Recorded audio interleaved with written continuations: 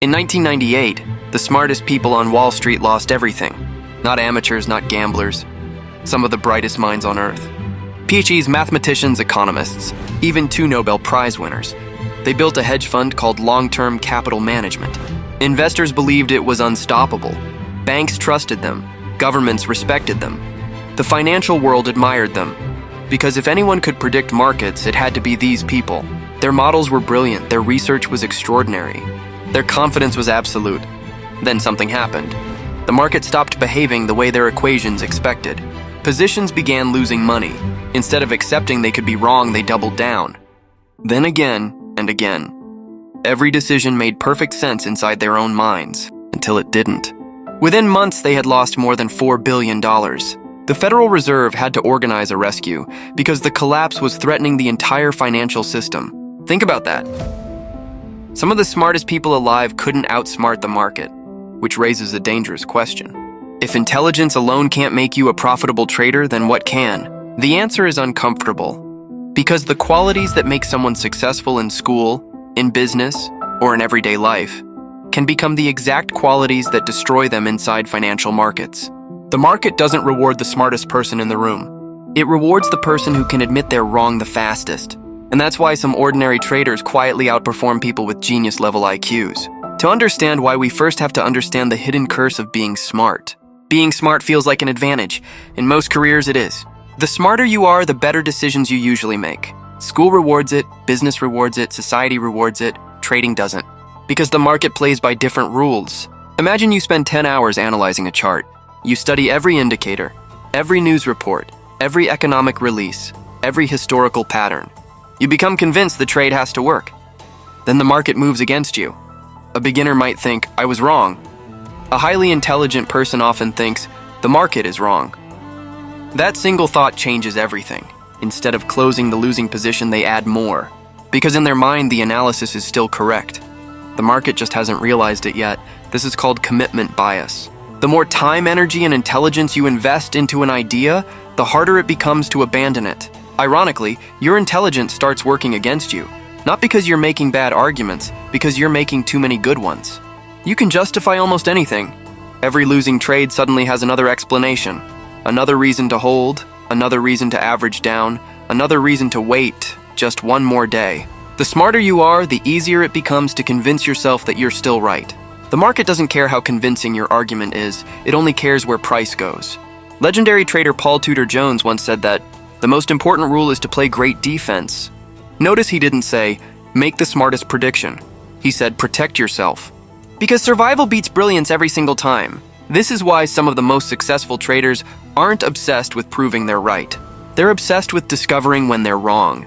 And that's a skill that has nothing to do with IQ. It has everything to do with ego. And ego is where most intelligent traders begin to lose. Ego is expensive. The market collects payment every single day. Most traders don't blow up because they lack knowledge. They blow up because they need to be right. Think about it. If someone tells you you're wrong in everyday life, you can argue, you can explain, you can defend yourself, sometimes you even win. The market offers no debate, no explanation, no second opinion. Price is the only answer, and price doesn't care about your feelings. This is where intelligent traders often struggle. They're used to being correct. Years of success have trained them to trust their own judgment. That confidence works almost everywhere until it meets the financial markets. Because in trading, being right 51% of the time can make you a fortune. Being right 90% of the time can still make you go broke if your losses are big enough. Professional traders understand something unusual. Every trade is simply a probability, nothing more, nothing less. There is no certainty, only odds. That's why George Soros once admitted that he wasn't rich because he was right. He became rich because when he was wrong, he lost very little. And when he was right, he let the winners grow. Notice the difference. His success didn't come from predicting the future. It came from accepting that he couldn't. That's incredibly difficult for intelligent people because intelligence searches for certainty. The market never provides it. Instead, it rewards the trader who stays flexible, who changes their opinion the moment new information appears, who never falls in love with a prediction. Ironically, the smartest trader is often the one who admits, I don't know. Because the moment you believe you've figured out the market usually begins teaching you a very expensive lesson. And that lesson starts with one dangerous word: confidence. Confidence is one of the most valuable qualities a trader can have, until it becomes overconfidence. That's where everything changes. Imagine you've won 10 trades in a row. Your account is growing. Every decision feels effortless. You begin thinking you've finally figured out the market. So you increase your position size, you stop following your rules, you ignore the warning signs. Because now you trust your instincts more than your process. This happens to almost everyone. Not because they're reckless, because success changes the way the brain interprets risk. Winning creates confidence. Too much winning creates certainty, and certainty is dangerous. The market has a cruel habit. It punishes traders at the exact moment they feel invincible. That's why legendary trader Jesse Livermore lost multiple fortunes. Not because he couldn't trade, because after great success, he believed he couldn't lose. The market proved otherwise again and again. History keeps repeating the same story. Different traders, different markets, the same mistake. They stop respecting uncertainty. Professional traders do the opposite. The more money they make, the more disciplined they become, because experience teaches them one painful truth. The next losing trade is always one click away. That's why they don't trust their confidence.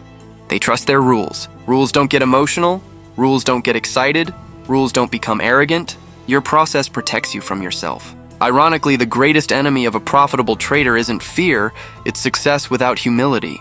Because the market doesn't care how many trades you won yesterday. Every new trade starts at zero, and the traders who understand that keep their profits. The ones who forget it eventually give them all back. Which brings us to the final lesson. The greatest trading edge has never been intelligence. It has never been confidence. It's something far more ordinary and far more powerful. Here's the truth. The market has never cared how smart you are. It has never cared where you studied, how many books you've read, or how many indicators you've mastered.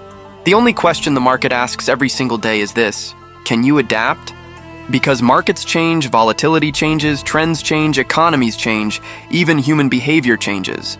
The trader who refuses to change eventually disappears. The trader who adapts survives, and survival is where every great fortune begins. Think about the greatest traders in history.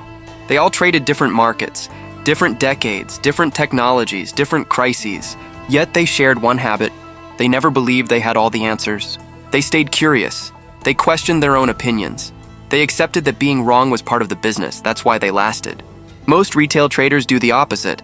They spend years searching for the perfect strategy, the perfect indicator, the perfect mentor, the perfect entry. But the perfect trader doesn't exist. Only disciplined traders survive. The biggest breakthrough in your trading won't happen when you discover a new strategy. It will happen the day you stop trying to prove you're the smartest person in the room and start trying to become the most disciplined. Because discipline beats intelligence, humility beats confidence, risk management beats prediction. Every single time, the market isn't an IQ test, it's an emotional test. And the traders who pass it aren't the ones who know the most, they're the ones who control themselves the best. So the next time you enter a trade, don't ask, am I smart enough? Ask yourself, am I disciplined enough? Because that's the question that has quietly separated legendary traders from everyone else for more than a century.